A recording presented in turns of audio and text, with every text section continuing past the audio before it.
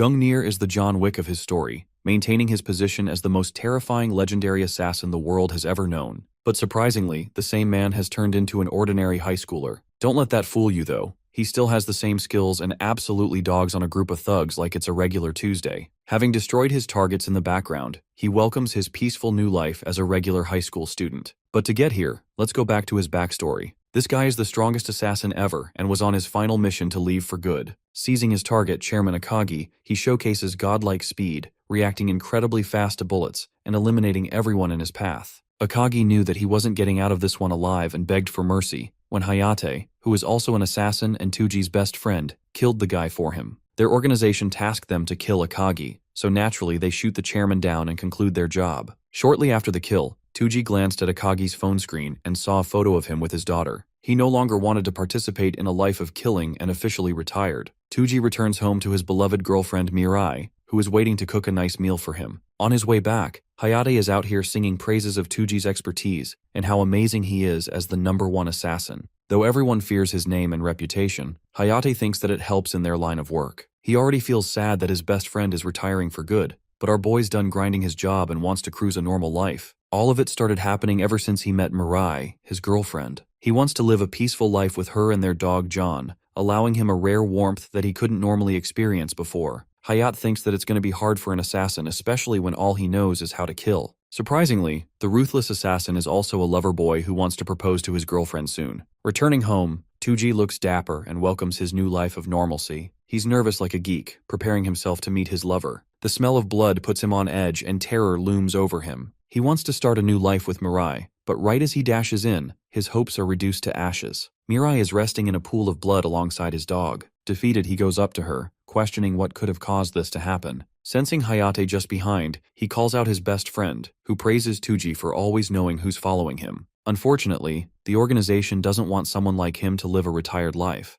especially when he refuses to help them achieve their goals. Hayate thinks that Mirai is a problem, which is why he killed her, allowing Tuji to become free. By the will of Odin, he kills Tuji right when he's already down, regretting the loss of the greatest assassin. In his final thoughts, Tuji reflects the harsh reality. A man like him could never achieve a happy ending and a normal life, and because of him, his lover suffered the consequences for the actions of a ruthless murderer who dared to dream too far. That's until he hears a bunch of voices murmuring in his unconscious state, helping him. Those voices seem unfamiliar up until he finally reopens his eyes. But this time, he is no longer Tuji the assassin, and he's no longer dying next to his loved ones. The boy helplessly tries to move out of the bed in a state of panic. His vision is blurry until he takes a look in the mirror, realizing he's someone completely different. At this moment, the once feared, most ruthless assassin of his time is nothing more than a young boy. Kaido Fujiwara is told that he has cleared all of his tests and his rehabilitation cycle has been successful over the course of the past month. The doctor is happy to exclaim that the boy's lost memories will also return when he returns to his usual life, implying that Kaido experienced some kind of amnesia. Though that's just one side of the story. Because for Korean John Wick over here, the last thing he remembers is the heartbreaking sight of his beloved girlfriend resting in cold blood,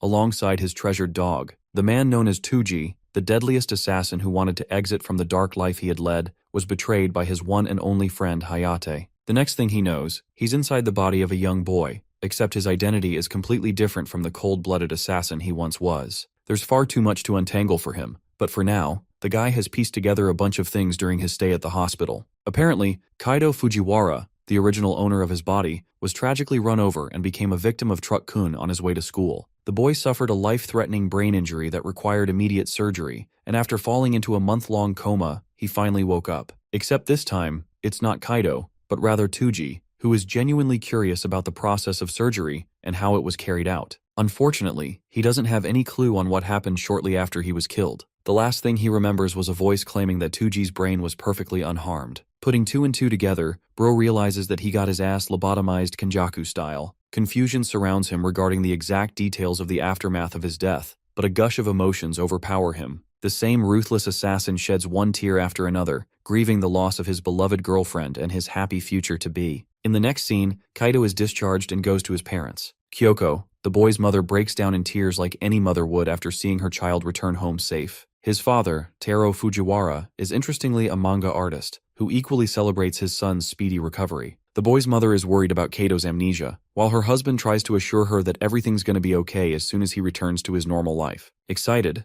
they turn to their son for his input, but unlike their excitement, the only thing Tuji can experience is dread. He understands that his new identity has become tied to Kaito, but if there's someone connected to the incidents involving his life, then that means things will get complicated soon. But for now, he beams a happy smile, assuring his parents he's going to be alright, because internally, the deadliest assassin has settled to blend in for now. We quickly transition to the part where they arrive home. Kaito out here experiences true shock, realizing that the kid is a trust fund baby because this house is big as hell. Turns out that his dad isn't just your average manga artist, he's successful. Bro probably wrote Solo Leveling or something, and yes, before you all gangbang me in the comments, I know it's a manhwa. Also, his mother emerges from a family of a renowned doctor, so that's something too. Kyoko directs the boy to his room, and upon stumbling inside, Kaito takes a second to absorb his surroundings. The assassin notes the tidiness in this room. Perfectly organized, and honestly, it's not any different from a typical high schooler's living space. Recalling the boy's parents, he remembers how both of them were worried sick and frequented checking up on him in the hospital. This means Kaito is loved and cherished by his family, and it reminds the assassin of his girlfriend's one and only desire, for him to be happy. This is the kind of happiness that the assassin couldn't experience because of his life. If anything, the assassin Tuji doesn't want to lead a life that ends up disappointing Kaito's parents. Strangely, he notices an interesting photo. This time, it's not just the boy's parents, but also another family of 3. From the looks of things, the assassin understands he has to learn everything he possibly can about the boy's background. The following morning, we got a new visitor. This chick pulls up in a long-ass limo just to visit Kaito, disregarding the fact that he was only discharged 1 day ago. It seems that she's stubborn about seeing him because of how far they go back. The boy's father opens the door to find the radiant Yuzuha smiling at him. She's eager to check on her friend's condition, asking what he's doing. Right as the boy's father is about to answer, Kaito peeps in and realizes that Yuzuha is the same girl he saw in the photo. Without wasting another breath, the girl strangles him with a tight hug, offering her concerns for his health. Kyoko is glad to see them bonding together like always. As for our boy, he's keenly observing everyone's reaction and pieces together the information that Yuzuha must be his childhood friend. She's excited and wants to invite him for a ride to school, but Kaito rejects it, realizing that this chick's family background is even wealthier than his own. Taro tries to butt in, but Yuzuha shoves this man right into the car, promising to take care of his state. She turns back to announce a celebratory party for Kaito's successful recovery. Both his parents are left astonished and resume work, while our duo sets off for school. At school, a bunch of thugs that look like they live on the streets are about to execute their plan. Tetsu, their leader, intends to mess with Yuzuha, even though his friends are scared that they'll get in trouble for hurting the daughter of Steve Jobs. Giving them a strong glare, Tetsu reminds his clowns that they're acting like pussies for no reason. He thinks that they've already gone too deep by taking money from a specific someone, which means they really have no choice but to execute this job. That's just the kind of people they're dealing with. As they're discussing their malicious plans, Yuzuha's expensive escort arrives, except this time, they're surprised to see a boy next to her. His goons explains that he's just a normie who happens to be her childhood friend and got into an accident recently. Hearing this, Tetsu is intrigued and creeps up with a smile. In the next scene, both Yuzuha and Kaito part their ways for their own classes. The assassin takes a second to assess her personality, believing that she's a kind friend who looks out for him like an older sister. Entering his new classroom, Kaito experiences a hint of normal life, having never attended a proper school before. The clueless boy asks for his seat, and a classmate is happy to see him. But the same guy's face turns from a smile to the look of fear when he sees the towering Tetsu standing just behind him. The intimidating jerk picks on him, declaring that there's no place for Kaito in this class and that he's going to be coming with them. Shortly after, the same group takes him outside, while the clueless Kaito is out here questioning if he's got a desk here or something. Recalling the way these guys snickered earlier, Kaito senses that they must be messing with him, especially now that they're eyeing him down. Pissed off, Kaito demands to know where his seat is, while Tetsu and his underlings find the situation entertaining. Walking up to the boy, the delinquent offers the innocent boy a dilemma. If he can beg on his knees, then they'll be happy to let him be with just a few punches. Apparently this guy's got to stick up his ass because Yuzuha likes Kaito instead of him. Tetsu even threatens the boy that if he ever dares to step a foot in her direction, he's gonna kill both of them. It's funny that he's saying this to basically John Wick out here. Kaito takes a second to understand the situation, disappointed to learn that these punks truly are his enemies. He's sad, not for himself, but for his new batch of victims who are about to get bodied. The assassin didn't want to hurt anyone in the boy's body, intending to lead a clean life. For a final warning, he calmly tells Tetsu that if he takes back his words, they can settle this peacefully. Of course, this remark gets the blonde, showerless punk raging like he's having diarrhea after Taco Bell. Pulsing with ferocity, this man charges ahead with his fist, aiming to kill the boy with a single attack. But my glorious king assesses the trajectory of the attack, considering this guy a pure amateur for attacking with a lousy punch, exposing a million weak spots. The attack is so pitifully slow that Kaido doesn't even have to try and easily destroys Tetsu's confidence with a single punch of his own. Realizing that this situation calls for serious measures, he beautifully palm strikes Tetsu's chin, before ragdolling him to the ground with a judo slam, all at the same time realizing that the real world is pathetically peaceful to the hell he's used to. A while passes until Yuzuha comes rushing for his aid, only to realize that this man is aura farming in front of the piercing sunlight. Turns out this man wasn't in danger, he is the danger. Yuzuha is astonished, questioning if the boy standing in front of her is truly the same Kaido she's known all her life. Yuzuha helplessly asks if he's responsible for beating them to the ground. At first our boy is hesitant, and eventually comes up with the excuse that he was dragged into a pointless fight. Apparently Yuzuha heard the news too, which is why she rushed to get to the rooftop to check on him. She wants to believe the reality that an innocent-looking boy like Kaido couldn't have been involved in such a brutal fight. But that's only until he spots a tinge of blood on his collar, thinking that he must have gotten hurt or something. Kaido tries to reason that he's perfectly fine, but Yuzuha is a worried mess and roars at him for making her worry like that. Her worried anger turns to sadness, unable to accept the idea of him getting hurt. The assassin wonders what happened and apologizes anyway. They decide to return to class for now, but as they're leaving, Kaido hears the murmuring of the beaten-up blonde. Bro is mad and plans to take revenge against him. The scene quickly cuts to the late-night party that Yuzuha planned earlier. His parents brought out the champagne and the most salivating food on the table. I mean, who the hell did they hire for all of that, Gordon Ramsay? While the boy's parents are enjoying the moment in a happy laugh, Kaido can't help but once again reminisce the image of his beloved girlfriend, Mirai, who often smiled at him the same and urged him to eat quickly. Hearing her words, this man went from a killing machine to an eating machine. Even their dog wanted to try the food. That same night, Tuji went to his girlfriend, wondering if this is what it felt like to experience a happy moment with one's own family. That same feeling is channeled to his current self, as he finally experiences what a normal life feels like. Anyway, Yuzuha appears to be late to the party, even though it was her idea to begin with. The boy's father exclaims that Yuzuha is going through some rough times recently, even though she never shows it and always puts on a brave face. Suddenly, an unpleasant feeling starts creeping up in the boy's chest, as if his senses were giving him a warning of some kind. Curious, he checks his phone, only to see his childhood friend calling him. He picks up, asking about her condition, only to hear the same punk's voice from earlier. The punk is glad that he quickly caught on, and invites the boy to come to a specific location according to his coordinates. And if Kaido refuses, they're going to make sure Yuzuha pays the consequences for it. By the way, the same chick and her driver are being held hostage, so he's really not kidding around. Yuzuha's voice roars from behind as she pleads with him not to come, but our boys heard everything he wanted to hear, and realized that they're gonna hurt her if he doesn't act soon. So he asks for directions, and the delinquent gladly offers it. The phone call ends shortly after, and Kaido acts like he was on the phone with another friend instead of her. Informing his parents that he's gotta go for a quick errand, Kaido assures them that he'll be back soon. The scene cuts to the dark and abandoned factory, where nearly a dozen armed men are waiting to beat him up. But not just that, the organization's leader has also arrived, while his bodyguard is casually busy working out behind. The man is pissed that Tetsuya bothered to make the call and even slams a can in his face for it. He's trying to keep a low profile, and being called here all of a sudden puts him at great risk for it. Anyway, the scumbag reveals that he's captured Yuzuha in order to execute the organization's order. Apparently they want to interrogate some secret information from her regarding her inheritance. But so far, she hasn't yet cracked, constantly stating that she knows nothing. That's actually the main reason Tetsuya bothered calling her best friend, the same kid who hovers around her all the time,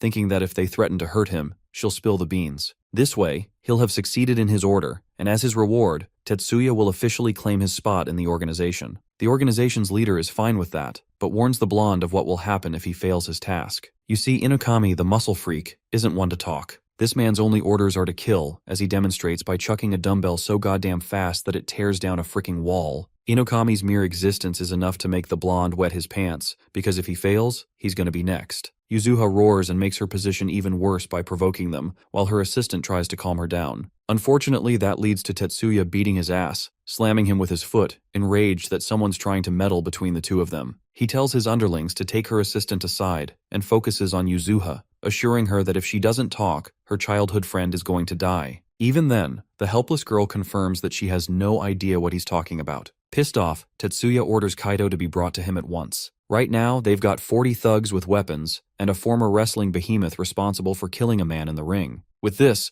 there's no way the kid will come out on top. The blonde is damn certain that Kaido won't get past Inokami, and in the end, Yuzuha will end up revealing everything. the perspective shifts to our boy, who finally finds his way to the factory. Outside are a bunch of idiots who are about to become his new victims. Casually walking past them, the boy shows no fear, while one of them quickly recognizes that he's their target. But it's already too late because this man effortlessly dismantles them with a painful strike to the neck, putting them down in an instant. With the 3 men defeated, the rest of the thugs quickly charge ahead, but it's their doomsday as the high schooler mops the floor with them, shoving one of the guys into the bin. With a murderous glare, Kaido warns the thugs not to enter his line of sight if they want to continue living their lives in one piece. And yes, the One Piece is real. Back to Tetsuya, his boss is starting to feel concerned that the kid isn't showing up, even wondering if the boy decided to chicken out. He's a kid after all, but only the blonde scumbag knows that what he fought on the rooftop wasn't a kid, but a demon. He tries to reason with his leader Suo, assuring him that their opponent isn't normal. Speaking of the devil, they hear their men chanting Fujiwara's name just outside the factory. Yuzuha is shocked while the blonde coward is terrified for his life. The door bashes open as a man's body is flung like a paper ball, landing right next to Tetsuya's feet. Excited, the muscle maniac turns to meet his target. Meanwhile, the seemingly harmless boy reminds Tetsuya of his warning from last time. This man is having a hard time holding back his strength just so that he doesn't kill these guys. Mr. Suo is baffled, questioning how one child was able to annihilate 20 thugs all on his own.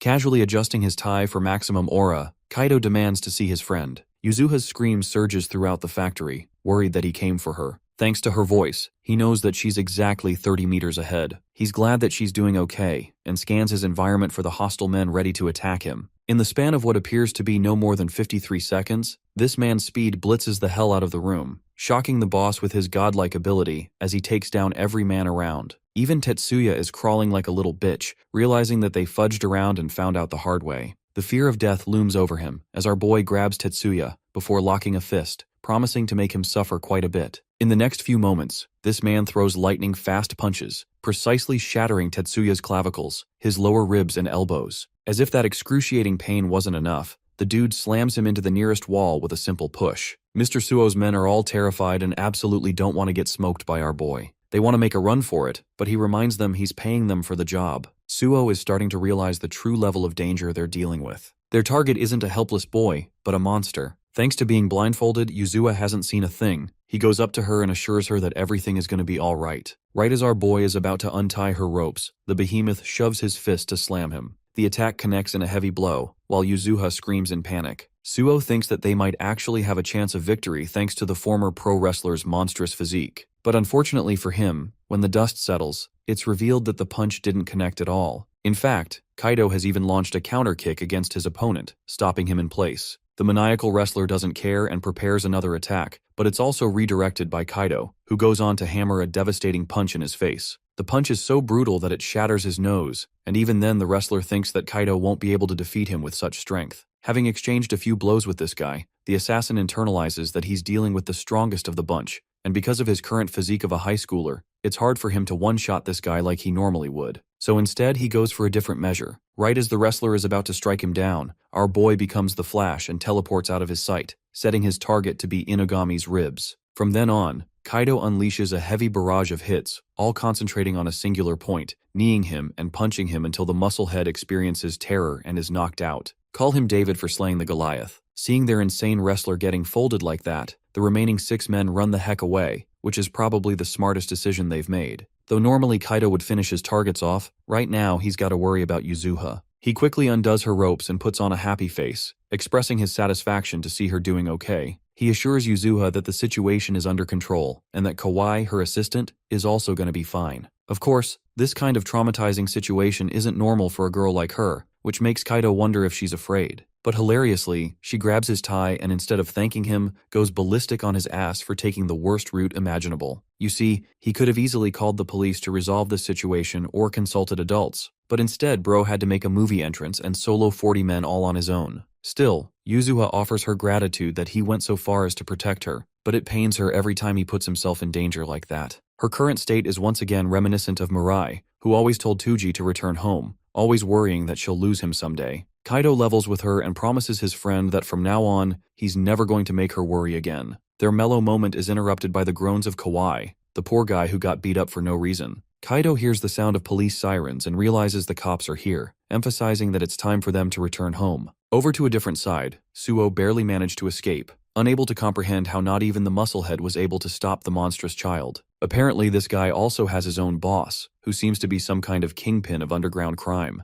This terrifying boss reveals that he sent a Lancelot to deal with the kid. Now that the boy has messed with the Great Will Organization's plans, he's going to pay for it. But before that happens, let's return to our boy's side of things. He's back at home resting on his bed, knowing that he made his parents worry by going on his own like that. While they're sleeping soundly, Kaido remembers how worried his parents were upon his return. Thankfully, the police didn't hold him down for any questioning because of his lack of involvement. As for the thugs, their mission and ultimate goal is still ambiguous in his eyes. Then there's the fact that the man in charge, Suo, also disappeared after the scene. From the looks of things, he thinks that there's something even worse looming in the shadows. As he jogs outside, he internalizes how he doesn't want anyone around him to get hurt anymore. Suddenly, a bunch of projectiles are shot at him, causing him to jump right into the air. The man who shot them is actually baffled that the boy managed to avoid them. By the way, Kaido already knew someone was following him home, which is exactly why he came out here in the first place, giving the spy an easy target. Turning to the guy, Kaido questions his motives. The creepy bastard is impressed that the boy managed to notice him even in his bedroom. It's the first time he's been figured out like that, and with this, it's confirmed that this kid isn't just any normal brat. Giving credit where credit is due, Kaido praises the spy for covering his tracks and being on a completely different level from the thugs he faced at the factory. From those two facts alone, it can be said that this guy doesn't belong to the workings of a normal society, which begs the question of why he was spying on him in the first place. Kaido's stalker is rather impressed, and thinks that the young kid also shares some connections to his line of work. But our boy keeps it simple and maintains his identity of an ordinary high schooler. Refusing to entertain any more small talk, the man prepares his blades for their ultimate showdown. The scene is familiar to our protagonist, who recalls his previous life. The assassin before him officially declares the end of Fujiwara Kaido. This same man is called Sanjo of the Great Will Organization, ranked number 67. Getting into fighting stance, Kaido reflects that he too was once a member of the same organization. Let's visit the headquarters of the Great Will Organization. The council member Akatsuki is frustrated that even after kidnapping Yuzuha, they were unable to obtain any leads. Akatsuki thinks that they should have deployed a lance for the mission from the very start to get things over with. Let's zoom out and focus on the significance of this organization. This group is capable of overthrowing the world into chaos thanks to having 1,000 assassins under its wings. Among them, the top 100 assassins are considered the elites and given the title of Lance. Each Lance is so reliable that they have a near enough 100% success rate for each job. Among other things, Minami and Akatsuki are the same. Minami reveals that they're searching for a specific treasure that will shift the balance of the world. That treasure is called Fenrir's Seed, and Yuzuha is supposedly the current owner of that sacred treasure, though they don't have any evidence to conclude such a thing. Yashima reveals that he's already sent Sanju for the job. The revelation shocks them, because before using a lance, one requires the permission of Odin. But that's the thing. Yashima has already acquired such permission. First off, they know that Yuzuha's bodyguard is trash, so there's no way it could have been him, concluding that there is more to the situation than they understand. He deems their enemies a threat, and therefore wants to eliminate them at the hands of the lances. That brings us to the scene of the fight, where Kaido realizes that he's dealing with someone from the same organization. The stance Sanju is using is perfected and difficult to read, signifying his elite status as a lance. This also confirms our boy's worst suspicions, that everything surrounding Yuzuha's troubles is actually being controlled by the organization in the background. It's not a case of a simple inheritance loot, but something greater. Sanju quickly observes the boy's stance and remarks that he isn't a high schooler at all. The kid is fearless and feels natural when a weapon is pointed at him. Sensing danger, Kaido deems him a threat for Yuzuha and lunges forth to strike him down. The first few punches are casually evaded by the expert assassin, who reflects that the kid is incredibly fast and accurately aiming for his weak points. From this angle, it really seems like Kaido is an assassin of his own class. However, Sanju isn't a joke. This man nearly stabs him in the face, causing our boy to maintain his distance. From their brief encounter, Kaido has learned a bit about his opponent's specialized fighting style. Sanju is a fighter who prioritizes his range to his advantage. The assassin is impressed by the kid's skills and decides to go on the offensive by lunging right into the air. The tables have turned, and though he goes for a butterfly slash at first, the assassin quickly rewires himself into a different stance in an effort to overwhelm our boy. Sanju is genuinely pleased to find his opponent dodging like an expert. Meanwhile, our boy is starting to realize that he's far behind when it comes to strength and speed. There's only one way to defeat an opponent like this guy, and that is to scan his environment. While the elite lance is going heavy on the offensive, he thinks that he's finally achieved an opening to strike. But much to his shock, when nails the final blow, Kaido casually slips out of his jacket before stabbing his neck with a precise swing. Surprisingly, the lance managed to evade it just in time and retaliated with a swing of his own. The slash ends up cutting Kaido, Blood drips down, and the realization sets in that he's dealing with a powerful lance. He's realizing his own limitations for having a weaker and untrained physique, while the lance is rather impressed by the boy's attempt to trap him. He talks about how Kaido's perfected movements showcase that he's easily a professional in combat, except the only thing he lacks is pure killing intent. The only order he received was to assassinate a high school student, but now it makes sense to him why a lance was given such a job. Sanju reveals that he's a threat to the organization's intentions with Yuzuha, which is why he must be assassinated at once. Thanks to his own confession, Kaido is now certain that the organization is connected to everything. Deciding to switch his mode of fighting, the assassin decides to activate his combat mode, striking a cool-ass pose. He won't be holding anything back, promising to show the true fragment of his killing intent. Sanju lunges forth with his batshit crazy dragon dance form, which is essentially hundreds of blade strikes hurling at our boy. The lance has become mindless in his pursuit and literally skins down a tree with ease. Meanwhile, Kaido finds himself a safe spot to hide, realizing that he's dealing with someone way beyond the level of a normal assassin. The crazy fucker tornado slices his cover, unleashing a geyser of water. Having suffered another cut on his body, Kaido realizes that he's dealing with an S-class user on top of a lance. His endless slashes are so incredibly difficult to deal with that not even our boy can get out unscathed. Sanju goes ballistic and accuses the high schooler for being a killer too,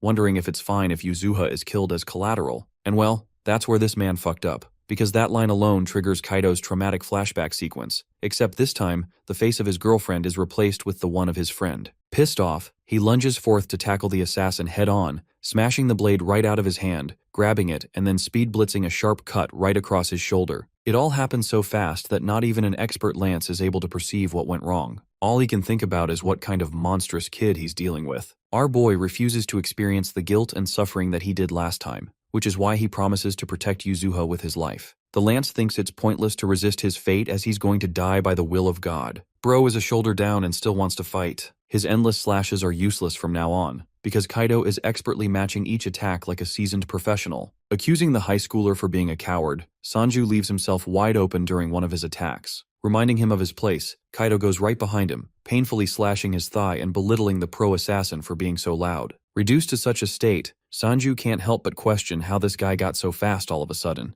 Reusing the same tactics like last time, he tries to overwhelm our boy. It ends in disaster for him, because Kaido leaves a bunch of cuts right around his left arm, revealing that there's no point anymore as he's already read all of his moves. In his next attack, Kaido burst with incredible speeds, becoming a Beyblade and slashing all his way to Sanju's body. Donning his murderous glare, he deems the end of the lance, who is still out here questioning how one could master such swift knife work and such godlike speed. The way he's fighting reminds him of the wrath of Gungnir, the #1 assassin among their ranks. Kaito brutally rips this guy's body until he's left gushing out a pool of blood. The fight is over with Sanju realizing just how outclassed he was right from the beginning. As he's panting heavily, the lance trembles in fear, sensing that he can't even move a muscle anymore because the tendons in his arms have been severed. But our boy is kind enough to leave at least one leg for him to get by. As for the rest, the killing machine assures him that his career as a lance is finished, and that he won't be able to kill anyone anymore. Ruthlessly, Kaito remarks that in this way, the assassin will lose the only part of his identity that he treasures the most. It's a fate worse than death because these people can't even blend in normal society. But before leaving this guy alone, the boy declares his 2 questions, promising to painfully cut his other leg if he refuses to answer. For his first question, he wants to know the name of the man who issued the order,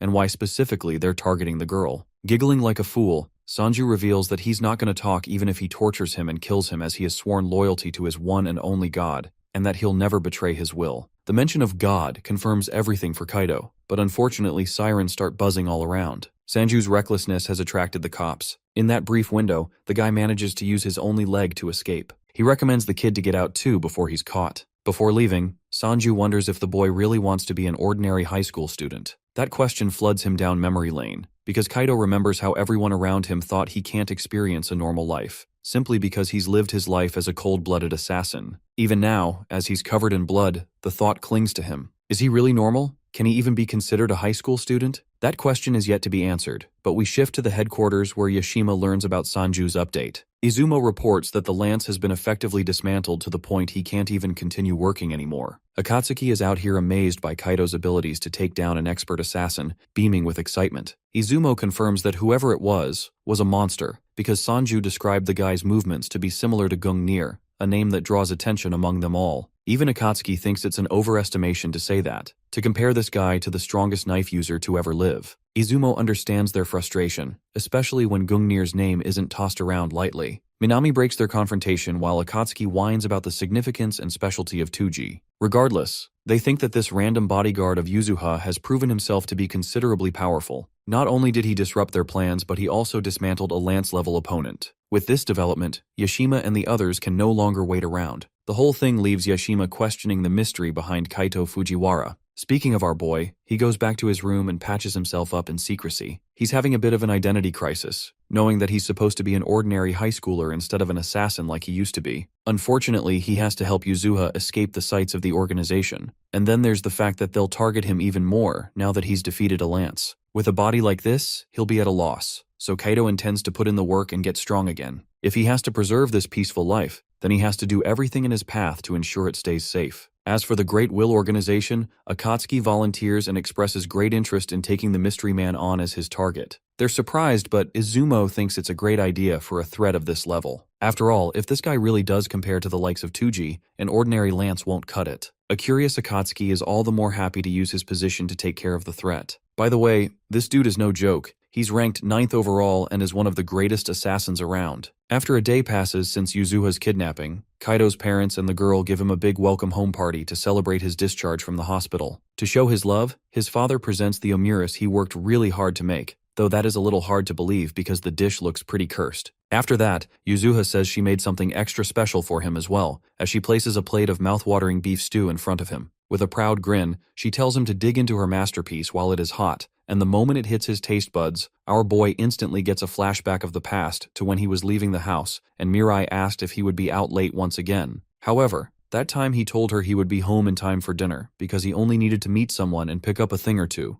giving no clue about his actual work. Mirai was really glad to hear that because she was making his favorite beef stew that day, and that made him very happy. Then, he told her with passionate eyes that he would share something important with her when he got back before he left, and she bid him farewell with her precious smile and a smiling Johnny boy in her arms. While eating the beef stew, Kaito becomes sad that he never got to tell her he was quitting his life as an assassin to be with her. Yuzuha gets annoyed seeing his disappointment and asks if it really tasted that bad, but our boy suddenly starts downing her cooking like it is his last meal on Earth. Nearly tearing up, he tells her it tastes delicious. Yuzuha is glad to hear that, and his mother tells him there is a lot more where that came from if he has a big appetite. As he watches his father set the pan on fire and Yuzuha smiling with the cake and enjoying herself, our hero is grateful from the bottom of his heart to have such a loving family. Later he walks Yuzuha back home because things have gotten more dangerous recently. He asks her if she noticed anything unusual happen around her since then, but she tells him she has police all around her house so she should be safe at the moment. Confused, Kaito asks her why her butler is not with her, and she says she personally requested him to stay away because he is so annoying it is impossible to have fun with him anywhere around. Anyway, she lets him know she had a lot of fun at his house, admitting it has been a very long time since she got to laugh so much again. Her expression quickly turns serious as she confesses she has been feeling pretty down ever since she lost her father. Hearing that, our boy is completely speechless, and Yuzuha realizes she did not tell him about that yet because she did not want to make his amnesia worse with such stressful news. She says it happened around 2 months ago at the same time as the car accident that sent him into a coma.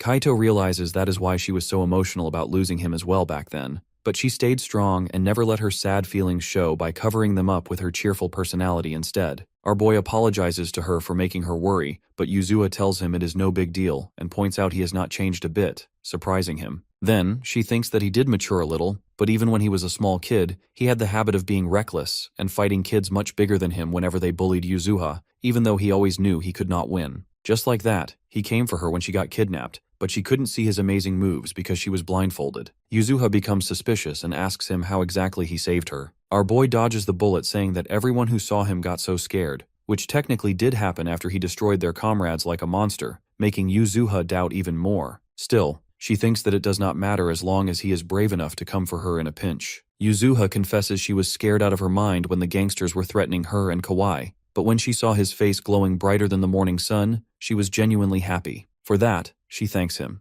And being smooth as he is, our boy tells her he will save her no matter how many times she needs him, making her redder than a ripe tomato. After that, the flustered girl yells at him to get in close and pulls out her phone to take a cute selfie with him. Proud of the good shot, she says she will make it her wallpaper so she remembers the amazing day, not realizing it might start weird rumors at school. However, Yuzuha mumbles it will also help her move on, and seeing Kaido able to worry about her so soon after his life-changing accident, she is inspired to finally stop clinging to her dad's unexpected death. Our boy smiles as he realizes Yuzuha is struggling just like him, and that motivates him to protect his precious childhood friend even more. Right then, he is shocked when she pulls out her phone and shows him the picture of her dad. His soul nearly exits his body when he recognizes who her father is, and he confirms if the man really is her father, to which she replies his amnesia must be serious, because her dad was always so kind to him. With a serious expression, she mentions that a lot of people around her badmouthed her father, but he was always nice to her, and that is why she loved him from the bottom of her heart. Looking at the picture of Yuzuha's father carrying her on his back, Kaido recalls seeing the exact same wallpaper before when he finished his final mission. It hurts every fiber of his soul as he realizes he was the one who stole Yuzuha's father away from her. Seeing how sad he is, Yuzuha asks him why he got so quiet all of a sudden, while Kaido processes everything, standing before the Akagi group chairman's daughter, the man he assassinated in cold blood. He tries to rationalize, thinking that Hayate was the one who pulled the trigger and he would not have taken the mission if he knew he was her dad.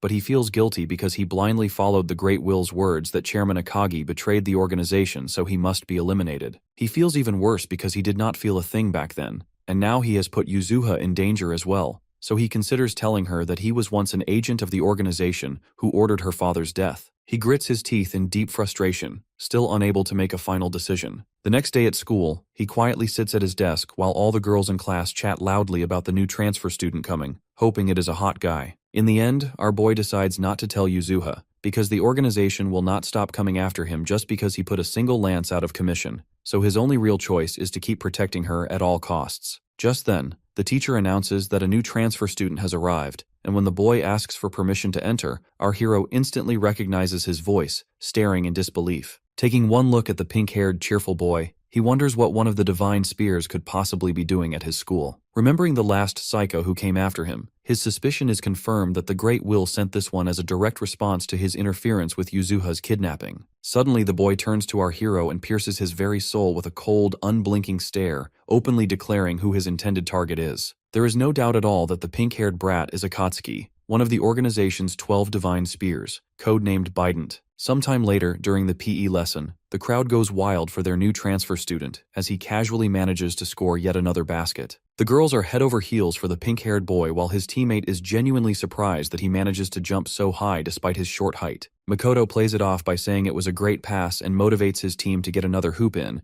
while the opponent team gets irritated that the transfer student is already stupidly popular with the ladies. Meanwhile, Kaido does not let his guard down at all as he finds it odd that the lance has still not made a single move and wonders what on earth he is even planning. You see, the Lances are an elite group of the top 100 assassins who are each assigned numbers, and out of them, the top 12 are known as the legendary Spears, who are commanded by their supreme leader Odin. Each of these insanely overpowered assassins has extraordinary abilities that rival 1,000 men. When it comes to assassinations, these people can easily trample over the army of an entire nation. These elite warriors are only deployed for the most critical missions, which makes Kaido come to the conclusion that it can only mean they are hell-bent on targeting Yuzuha. Kaito looks down in sadness as the painful memories from his last mission hit him, and he figures that the assassins must be after the secret treasure that the chairman has supposedly stolen from them. It keeps bothering him that if Akatsuki decides to act at this school, can he really protect the lives of everyone here, including his childhood friend, with his current body of a high schooler? Sometime later, everyone returns to their classroom, but the students still do not stop fangirling over Makoto and keep begging him to join them for karaoke. He is an instant hit with the ladies, who start crushing on him even harder once he reveals that he practiced a bit of basketball back in the United States. Meanwhile, our hero watches the situation from a distance and realizes Akatsuki is not making his move today,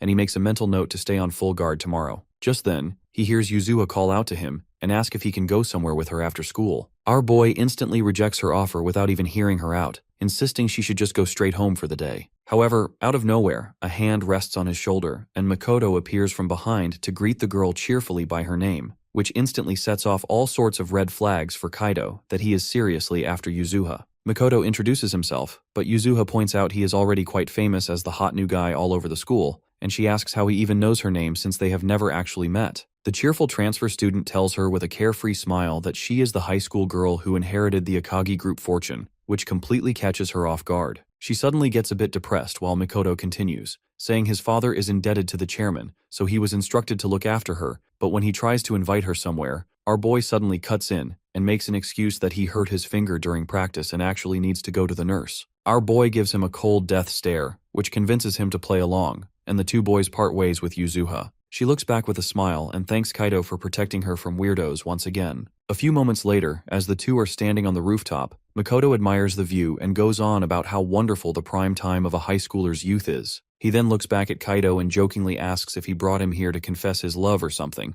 but our boy keeps giving him the silent treatment. Makoto simply laughs it off and continues that Yuzuha is honestly quite cute up close in person, but says he cannot believe that she is the chairman's daughter. Kaido gets straight to the point and demands to know what his goal for coming here really is, wondering if it is revenge for the purple-haired guy. The transfer student looks as unbothered as ever and casually asks if he is actually the one who took out Sanjo. He starts analyzing his physique and finds it surprising that he managed to win against Sanjo with only a couple of minor injuries, but our hero repeats his question again, becoming visibly more annoyed by the second. The assassin finally drops his innocent act and admits that he wants to get his hands on the secret treasure that Yuzuha inherited from her father, which fully confirms our boy's suspicions. Akatsuki continues that they do not even know what it actually is and just want information for now. He offers our hero a chance to join their organization since he is stronger than some of their assassins. The boy adds that they only target bad guys, make good money, and Yuzuha might even give the location of the secret treasure to him since he is close to her. Akatsuki gives him a nasty smile and warns Kaido that it is a very good offer since both he and the girl might actually manage to survive after encountering the organization this way. He then walks to the edge of the roof and holds out his hand, warning Kaido that if he resists, innocent kids are going to get hurt. Our hero refuses to let that slide, and immediately dashes forward toward the assassin as he launches a barrage of quick attacks. Makoto manages to dodge each one with ease and compliments Kaido that he can rival a pro with his swift moves. Just then, our hero manages to grab onto his arm as he reveals that he knew the assassin would try to use bombs.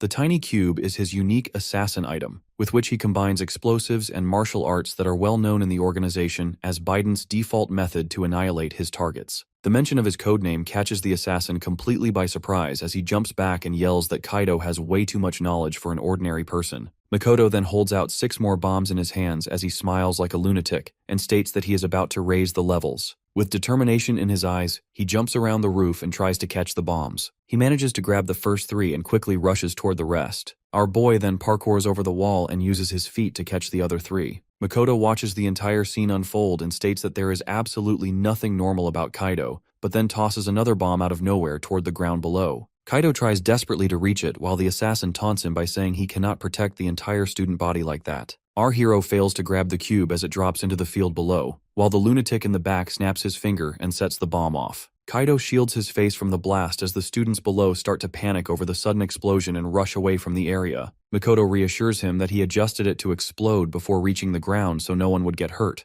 calling it a little bonus for managing to catch 6 of the bombs. Kaido is about to rage, but Makoto cuts him off and holds out even more of the bombs while he asks who he really is and if he will join their ranks. After thinking it over for a moment, our boy answers that he is just a normal high school student and would absolutely never join him. Makoto looks genuinely disappointed by that reply and figures that Kaito will not be convinced unless a few people die, but our boy simply drops one name in response, Gungnir. The mention of that name makes the assassin turn around with a wild look in his eyes, while Kaido calmly states that he was once known as Gungnir. While the school speakers announce an evacuation, Makoto glares down at our boy and gets angry at him for even saying Gungnir's name. But just then he reveals he was only buying time, and before Makoto can process it, school officials arrive on the rooftop to check for any students left behind. The pink-haired punk gives him 3 days to decide whether to join them or not, and warns that he will regret it if he refuses. After that, students get free from the school early because of the explosion, and there is an ongoing chit-chat that no one got hurt from the huge explosion, and Yuzuha asks Kaido why he is not going home. Kaido explains he has something important to do first, and wants her to stay home since the explosion could be another attack aimed at her. Just then, Kawai shouts with passion that safety measures have been increased, and that he has started learning martial arts to protect Yuzuha,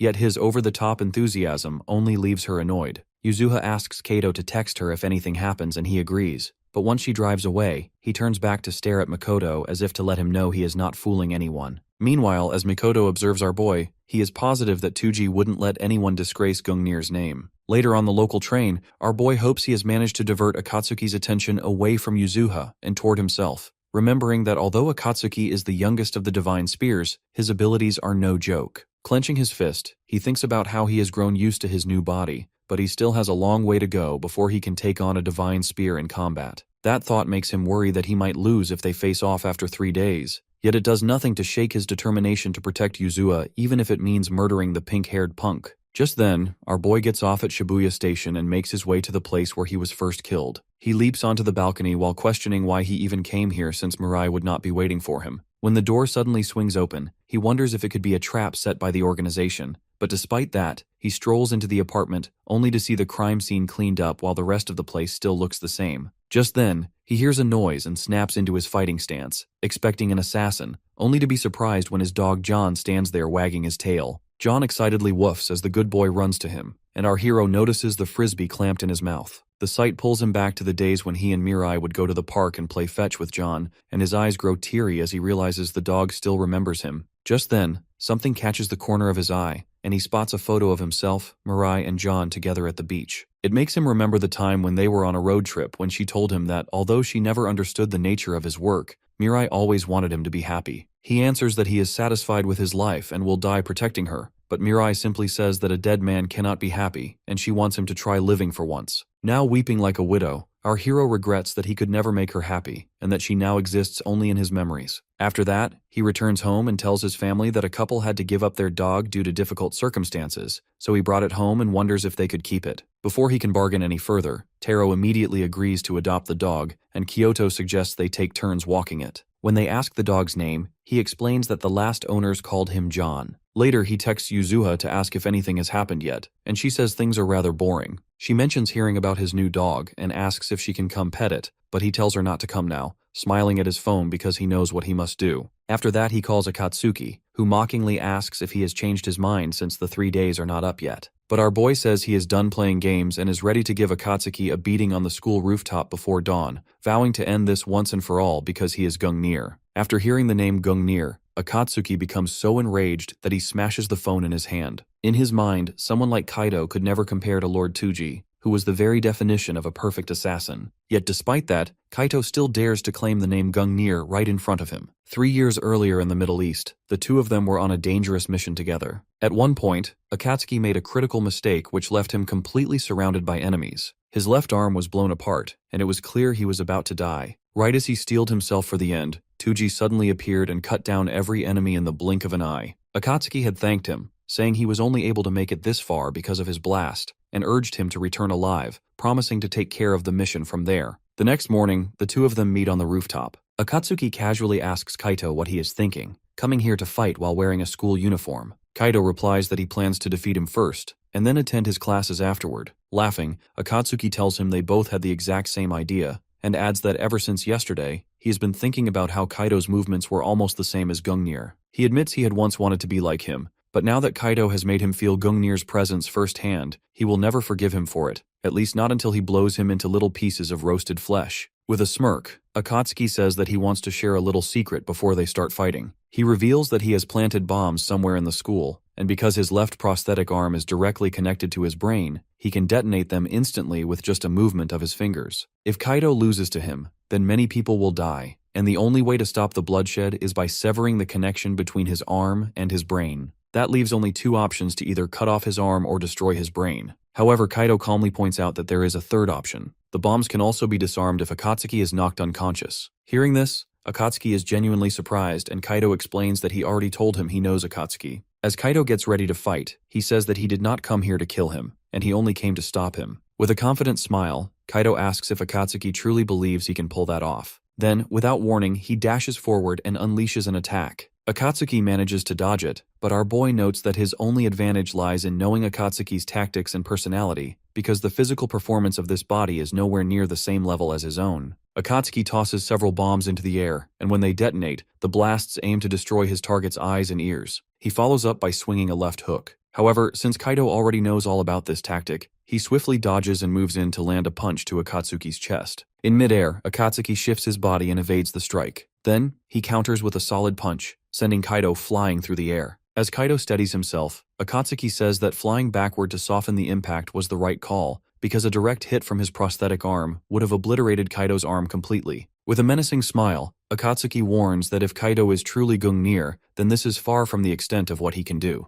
The punch already cracked Kaido's ribs, and he realizes that divine spears are not the kind of enemy one can defeat by simply knowing their techniques. Kaido thinks to himself that as a killer, a peaceful life was never meant for him. Yet if he is still alive, there must be a reason for it. No matter who he faces, he will win without killing anyone. He will survive for the sake of everyone who cares about him. With fierce determination, he throws his hardest punch yet, and the two exchange rapid blows, but Kaido suddenly feels a sharp pain in his head. Akatsuki takes advantage of the moment, unleashing a flurry of strikes. Kaido tries to evade them, but he cannot avoid them all. He tells himself he needs to focus more on reading his opponent's movements. Akatsuki lands a heavy kick, sending Kaido skidding backward. With the distance between them widened, Akatsuki hurls another bomb and detonates it. A massive explosion erupts and he rushes in for the finishing strike. But since Kaido knows his every move, he is already prepared. Akatsuki throws a full-force punch, but Kaido blocks it, telling him that he can feel his rage and killing intent, and something like this will not break his will. He will take in all of Akatsuki's anger and swallow it whole. Akatsuki senses that something is off and jumps backward.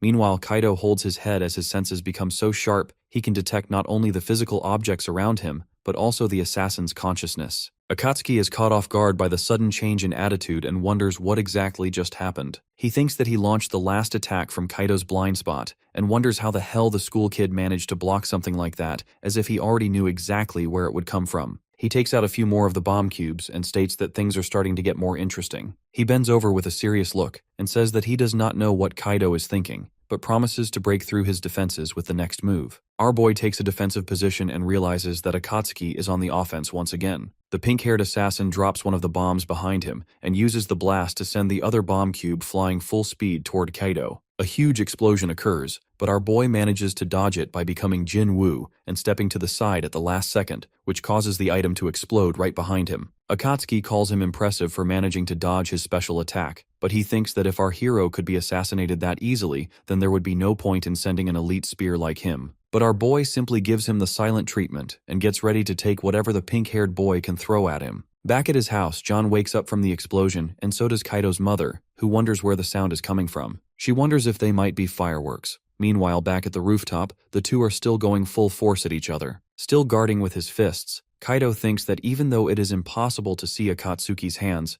our boy can still predict every move because he knows all of his patterns. Akatsuki tenses up as he prepares his next move, but our boy expertly predicts that he is about to throw 4 bombs which are supposed to detonate 2 meters in front of him. Just as the assassin is about to activate them, Kaido kicks them all in multiple directions to spread them out, which covers the whole rooftop in powerful explosions. Kaido manages to stay on his feet as he shields his face from the intense explosions, but then he predicts the assassin's next move and dodges an incoming punch from the left. Our hero returns the attack with a few sharp jabs of his own, which forces Akatsuki to go on the defensive as he starts realizing that something is definitely off about this. He wonders what the hell is going on since he cannot even manage to land a single hit. The assassin thinks that Kaido's eyes and ears should have long been out of commission thanks to the bombs, not to mention the scorching heat that should make it nearly impossible to breathe. However, the look in our boy's eyes makes Akatsuki feel as if he can see through all of his movements, which makes him flash back to the memory of his beloved Gungnir. He recalls when Kaido said he is Gungnir, but that causes him to rage out as he yells at our hero not to screw with him. He demands to know if the high schooler truly is his Tuji, and if that is true, then why the hell he appeared now of all times. On the other hand, Kaido is barely hanging on as he struggles to catch his breath, but still manages to keep his fists up. He realizes that even if he can read the assassin's movements, the boy is still far too fast, and he cannot keep up in this untrained body for much longer. He jumps onto the ledge and makes up his mind to finally stop running away. At the same time, Akatsuki thinks there is nowhere left for the guy to escape. He picks up a handful of the bombs and thinks it does not matter if his moves can be predicted, and dares him to dodge the attack as he throws the bomb cubes toward our hero. Our hero locks in at that very moment and runs forward using every ounce of strength in his body while swearing to himself that he will never make anyone unhappy ever again.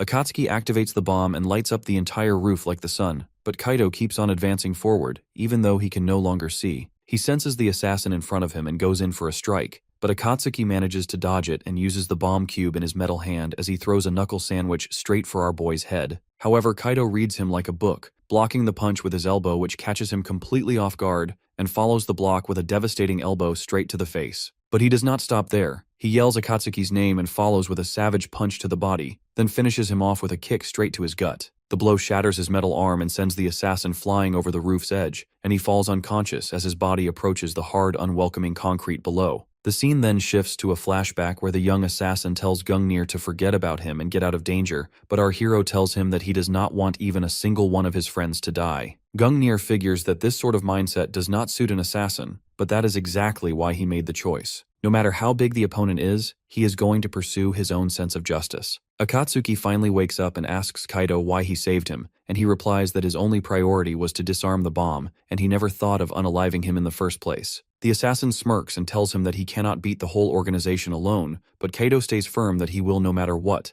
because that is the only sense of justice he can have as a former assassin. The familiar words and look catch Akatsuki by surprise, reminding him of Gungnir, while Kaido states that no matter if it is the Great Will or Odin, he promises to defeat them all. That statement causes Akatsuki to burst into laughter. He repeats Kaido's words and calls him insane to even think of such a thing. To Kaido's surprise, the assassin believes him that he really is Tuji no Cap.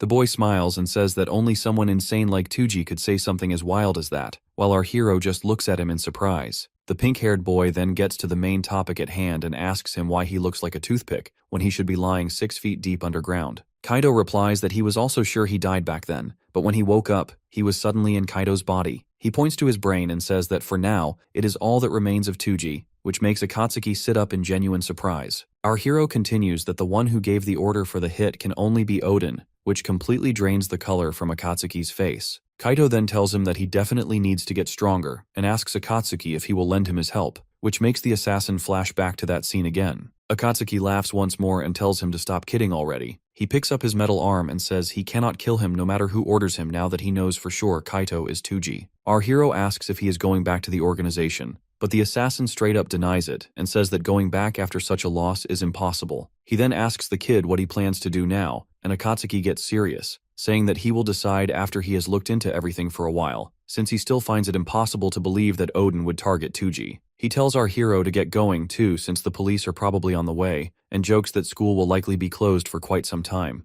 Our hero watches him walk off and begins to call out to him, but all of a sudden he collapses onto the ground. He wonders what the hell just happened, as he feels his mind slipping away. Meanwhile, some unknown assassins walk into the scene and proceed to retrieve Gungnir as planned. A voice starts calling to our hero, telling him to wake up already, and he wonders where the voice is coming from. His eyes finally open as he looks around, wondering where he even is, and he realizes that he is back in his original body. The voice then says again that he has finally woken up and tells him that they are both a part of one another now. Kaido slowly floats toward him, which makes Tuji's eyes go wide in surprise. Kaido calls out to him again and tells him to protect Yuzuha with that power, but Tuji refuses to let go as he shouts for the boy and reaches out to him. Right then, he wakes up soaked in cold sweat and is greeted by a friendly canine face. While lying on the ground, he wonders where he even is now. While downstairs, the parents are watching the news, which reports another explosion at the school. Both are extremely worried about the bomb blast, and Kyoto asks if they should take Kaido to the hospital as she reads his messages, which say he came home early and went to sleep because he felt dizzy. The father asks if she is worrying too much and says Kaido is probably just exhausted from everything that has happened, and reassures her that their son will be fine once he gets some rest. Meanwhile, Kaido stares at the ceiling while thinking that his head still feels fuzzy and realizes that he has slept for half a day. He remembers getting dizzy on the rooftop, then waking up in his room with his wounds already treated. He recalls that Akatsuki finally believed he is Tuji, yet he wonders if he showed enough strength in this weak body to truly convince him. That incredible feeling earlier was as if Akatsuki's emotions were flowing into him, and without that, there was a high chance he would have died. He still wonders what happened to his body, but then his phone rings. When he sees that it is Yuzuha, he quickly answers and yells to ask if she is all right, which surprises her. She immediately flips the question on him since he ignored all her messages since morning. He apologizes and says he had been asleep until now, and that he is just glad she is safe. She then tells him about the explosion at school that blew the roof away and that classes are now canceled for a week, which he pretends to know nothing about. She realizes something is off and asks Kato if he is involved in this again, which makes him break out in a cold sweat. She then starts scolding him and says he is always getting into trouble, and even asks if, instead of getting sick, he actually got hurt in the school explosion. Kaido sits up and thinks this girl is as sharp as ever. He turns the question back on her and asks if she has been in danger too, and then tells her not to worry anymore because he has decided that no matter what happens, he will protect her. Yuzuha turns redder than a tomato and demands to know what has gotten into him, and tells him not to distract her with cool hero talk. She keeps talking while downstairs Kaido's mom answers the doorbell, yet finds no one there and instead sees a package on the ground. Soon after, There is a knock on Kaito's door, and his mother asks if he is awake and says there is a package for him, which she leaves in the hallway. Kaito finds it suspicious, since he did not order anything, and his mom tells him to come for dinner if he is feeling fine, while Yuzuha notices it is late and says goodbye. Kaito picks up the box and weighs it in his hand as he senses no traps, but when he opens it, his eyes widen in shock as he spots his original assassin knife along with a card. He wonders who could have sent this to his house. When he picks up the card, he sees a set of coordinates and tells himself that he must meet the sender no matter what. Our hero wanders through Shinjuku, following the location coordinates written on the note that came with his knife, and notices that although the place is close to the station, the foot traffic drops sharply. This makes him wonder if the sender of the note might be hiding somewhere like this, and he questions whether it could be the person who transplanted his brain, theorizing that it must be Kaito. Eventually, he arrives at an apartment complex and immediately senses that it would make the perfect hideout. He steps into the lobby, but after finding it empty, he moves ahead. He finally stumbles upon an entrance to a lower level and quickly suspects it to be a trap from the person who sent the knife. When he finally reaches the basement parking area, he opens the door and strolls forward, wondering why he was called to this place when suddenly he barely manages to dodge a sneak attack. Spotting an arrow behind him, he sees the person holding the crossbow reveal himself alongside a female accomplice, and she remarks that dodging the arrow could not have been a fluke, since the real Gungnir would even be able to dodge bullets. She then comments that our guy's brain appears to be working great, and our guy, who doesn't recognize them, asks if they are the ones who called him there, but the crossbow wielder says he is not worthy of getting answers and loads another arrow. He shoots it, saying that the hero must prove himself by defeating them. Our boy dodges it in the nick of time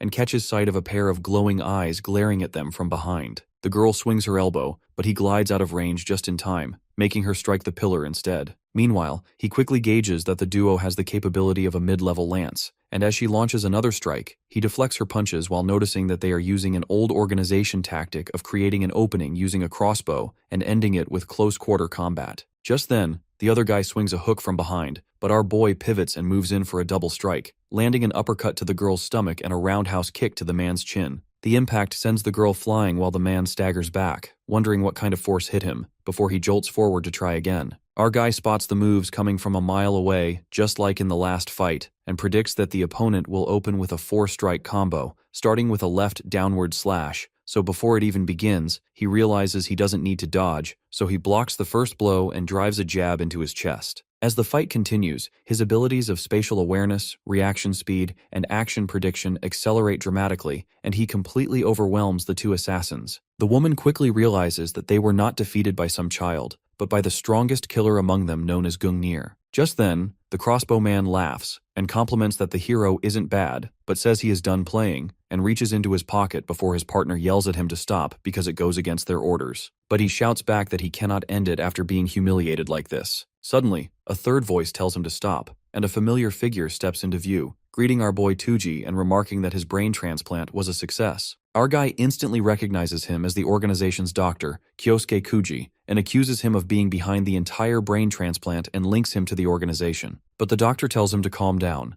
explaining that although he was the one who called him there, he was not the one who carried out the brain surgery. He adds that he also has left the Great Will organization and promises to tell him everything that happened on the day he died. Completely confused, our boy turns to Kuji and asks who he is. Kuji replies that he will explain everything and tells Kaito that there was an order to kill him, and the one who carried it out was none other than his partner, Hayate. At the mention of that name, our hero's expression quickly shifts to anger. Next, Kuji explains that the order was highly confidential, known only to a select few, and he was one of them. He says that he leaked all the information which allowed Kaito's brain to be recovered before it was hidden away from the organization. Hearing that, Kaito asks if that means Kuji betrayed the organization, and then he demands to know about the other two. Kuji answers that they are members of Agros, a special unit operating under the direct command of the Japanese government. The sole purpose of this unit is to annihilate the Great Will organization. He adds that they are more commonly known as Argos, and they are the ones who transplanted Tuji's brain into Kaito's body. At that, Tuji grows visibly irritated upon learning his brain was handled by the Japanese government. Raoul comments it was his job as a public servant, while Reika politely says she is pleased to meet him. She then explains that the government views the Great Will organization as its greatest threat. Raoul adds that Tuji's brain was preserved solely because they needed his help. Meanwhile, Kaito struggles to process everything he has just heard. Kuji tells him that they had originally been monitoring the progress of his brain transplant, and they were relieved they did not have to kill him. But given the situation back then, his death had seemed inevitable. Hearing that, our boy asks them, if they knew he was going to be assassinated, then they must have also known that Mirai was in danger. He gives a cold-blooded stare, and it is so sharp that Reika gets scared. Raoul quickly says that they have no idea about it, claiming they were not even present at the time. As his head begins to throb, our boy grabs it with one hand and asks if the strange power that lets him sense killing intent is also a side effect of the brain transplant. But before anyone can respond, he suddenly collapses to the ground unconscious, leaving everyone frozen in confusion about what to do. While the others are concerned, Kuji seems more intrigued by the mysterious ability he just mentioned. Back at the Great Will organization, Hashima asks Izumi if Akatsuki has reported anything, and Izumi replies that there has been no contact at all, and Akatsuki has even cut off every form of communication. Izumi admits that Akatsuki was always difficult to deal with, but he knows that the 12 divine spears are allowed to do whatever they please, so long as they do not defy Odin.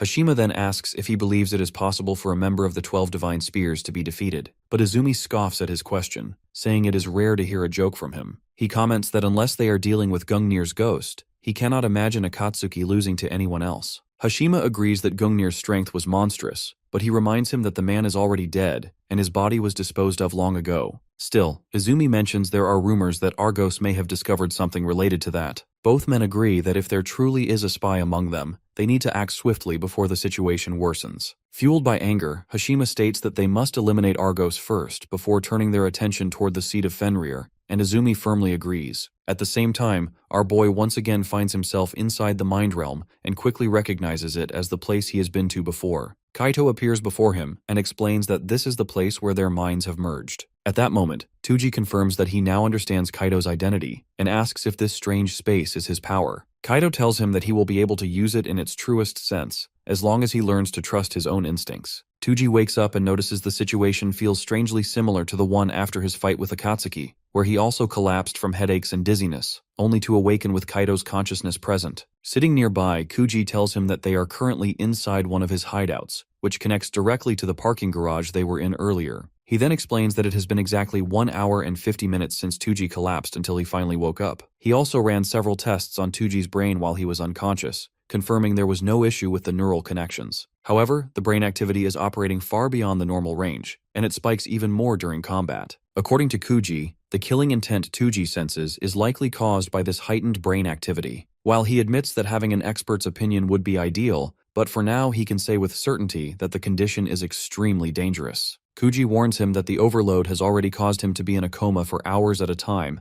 and if this continues unchecked for too long, the strain will become fatal. Our hero stands up slowly, gripping his knife and pointing it straight at Kuji. He coldly reminds the man that he still has not answered the question from earlier. He demands to know if Kuji allowed Mirai to be taken just so he could recruit him. Keeping his voice calm, Kuji replies that he had no knowledge of it, so there is no reason for him to take his anger out on him. The man then asks if he would have preferred to die alongside her. Before the tension breaks, Raoul suddenly kicks the door open, and his voice cuts in as he tells our boy to put the knife away. With a serious look on his face, he taunts the man, saying that the Great Will organization is a dangerous group aiming to destroy the world, and now one of its crazy former members is sitting there trying to lecture them. Kuji steps in, explaining that Argos believes there are 2 keys to defeating the organization. The first is Gungnir, while the second is a sacred treasure known as the Seed of Fenrir, something they are determined to protect at all costs. Hearing this, our hero's mind immediately flashes back to the time Akatsuki went after Yuzuha for this very reason. He then asks what they expect him to do. Hearing that, Raoul wastes no time in needling him again, saying that now he finally sounds cooperative. But Tuji's assures them as he states that bringing down the organization is already something he has decided to do, with or without them, and Raoul agrees because a shared goal makes him easier to trust. With that,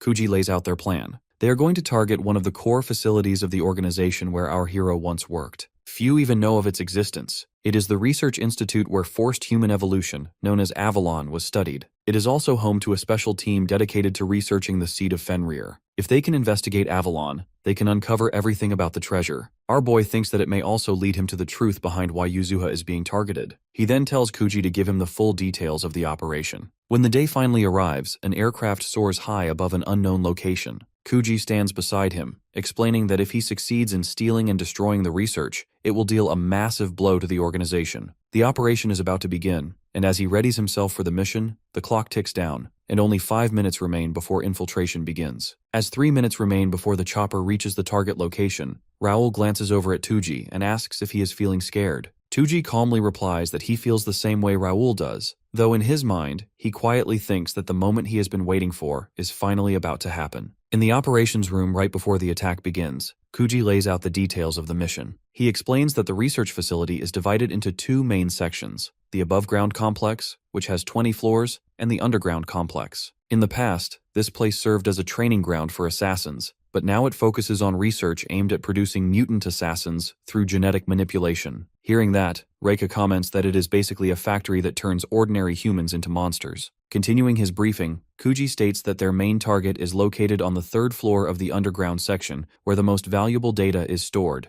This includes crucial information on the seed of Fenrir. Then, Raoul outlines the mission objective is to retrieve the data and, if possible, destroy the facility as a whole. For this, they will split into 2 teams, with one of them stealing the attention of the security forces, while the other infiltrates the building. Although Avalon is an extremely classified facility, its defenses are not on the level of a proper military base. Still, infiltration will be difficult since they have no precise knowledge of the internal layout. Tuji volunteers to handle the infiltration himself, but Raoul gives him a sly response, saying that was the plan from the start and hinting that he already knows the reason Tuji has been kept alive up to this point. With a sly grin, Raoul says that our boy's life will be put to use for the sake of world peace, and adds that he will be accompanying him inside, meaning they will have to work together. With only 90 seconds remaining, Raoul and Reika begin giving their final instructions. The man orders everyone to remain at their assigned positions, while Reika tells the team that 10 people will accompany her to the rooftop, and another 10 will head to the main gate. She explains that their task is to create a noisy, attention-grabbing entrance to keep security occupied, giving Tuji and Raoul a chance to slip inside during the chaos. Our hero assures her that they will pull it off without fail, and Raoul informs him that they will be making their entry from the south side. As the ramp opens, Raoul notes that he can barely see anything through the thick clouds, but our boy replies that he can clearly sense Avalon right under them. As their landing point approaches, Tuji turns to Raoul and loudly announces that he is no longer going to be Gungnir, he is Kaito Fujiwara. With that, the operation starts and everyone starts to jump off the plane. Our hero flies through the air, and Raoul tells him that he is going too fast, but he doesn't listen to him because he is thinking that this is the facility of the Great Will organization, where they train the assassins, and here he will find out why Yuzuha is being targeted. When they reach the parachute deployment zone, everyone opens their parachutes and lands safely. Raoul gets really angry with Tuji because he thought our boy was going to die, but turns out that he is quite used to stunts like that. Visibly annoyed by his constant yapping, our boy tells him to hide his parachute quickly before someone sees him. They hide in the bushes and scout the area, and Raoul says things are going smoothly just like Kuji told them, so they should be able to easily infiltrate from the southern entrance. He tells Tuji that he will open the shutter, and suddenly a blast happens on the rooftop above. Reika sends the message that according to the plan, both squads have started the diversion, so she tells both of them to quickly infiltrate the facility. While Raoul opens the shutter, our boy stands there thinking that it has finally started for real. As the shutter opens, Raoul tells him to take the lead and he will follow. Sirens go off and an emergency announcement is made in the facility that there is some suspicious activity and the security team should immediately move to the rooftop and the main gate. The researchers who are inside the facility panic and think about who would attack the organization's facility. As all the security is busy, Tuji and Raoul quickly move through the hallways together. Raoul thinks that Reika and others are doing really well and wonders if all the security has moved to the rooftop and main gate as it is far too quiet. Suddenly Tuji senses 4 enemies approaching, so he quickly moves to the corner and attacks them first. He knocks out the first one with a punch to the head and others start to fire at him, but he quickly moves and also knocks them out with only one sharp punch. Raoul is surprised to see how fast he killed 4 enemies with just a knife, and he wonders how much he was holding back earlier when he fought them both. Tuji tells him that the stairs are just ahead, and they should move quickly now. Watching all this on a monitor, Izumo says that they are infiltrating the facility with just 2 people, but they are quite strong as they defeated their enhanced assassins really easily. Meanwhile, Omega tells her that the guys look pretty delicious, and asks Izumo if he can do whatever he wants if he eliminates both of them, wanting freedom like everyone else. With a cheeky smile, Izumo agrees and tells him that the task assigned to him by Odin is to protect Avalon at all costs. He tells him that he would like to see his power, and if he does this then he will not only be officially recognized as a lance, but also become part of the 12 divine spears. After hearing that, Omega feels pumped up, because this is the very first time he will get to use his powers outside of an experiment, and he is also allowed to kill humans. On the other hand, Raoul tells our boy that they have to move as the enemies are coming, but he just stands there. While he tells him to move on, Tuji stands there and says that this is the place solely designed to produce strong killers like him through inhumane experiments, so he will reject their twisted belief that the only method to change the world is by taking innocent lives.